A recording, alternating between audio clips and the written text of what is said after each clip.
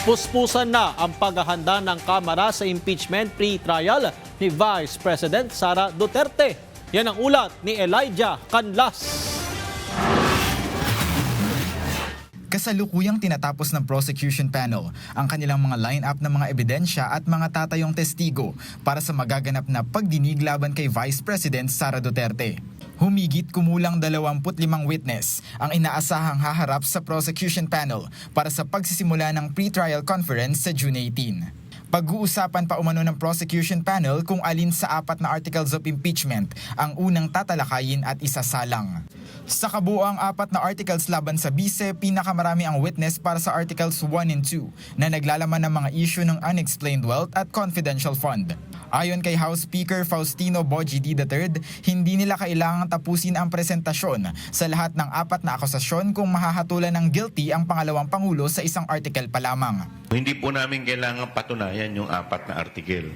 Kung sa tingin namin yung unang article pa lamang matibay na ang ebidensya at naniniwala kami na doon pa lang makukonvict na, pwede pong hindi na po namin ituloy at pwede pong doon lamang ay pagbotohan na ng mga senador. Wala naman aniya siyang nakikitang malakas na pantapat ng bise dahil tila isang motion to dismiss ang nilalaman ng tugon nito sa House Prosecution Panel.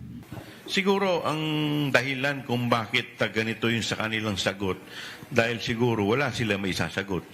Dahil dito, binigyang diin ni House Speaker D na mahalaga ang magiging papel ng presiding officer dahil ito ang magbibigay ng ruling sa mosyon ng bawat kampo.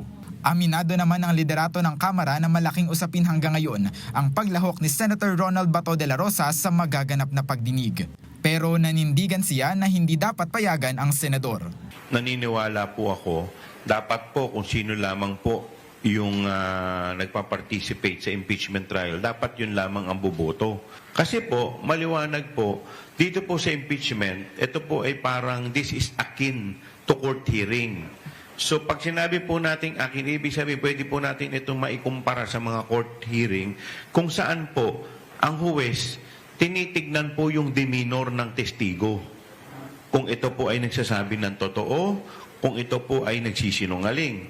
Ayon pa sa kongresista, hindi dapat iparehas ang impeachment trial sa ordinaryong legislative work na ginagawa ng mga senador. Buo naman aniya ang loob ng Kamara at ng mga House Prosecution Panel na magpatuloy sa kanilang tungkulin sa kabila ng kaliwat ka ng umano'y paglihis na nagaganap sa Senado. Elijah Canlas para sa Bayan.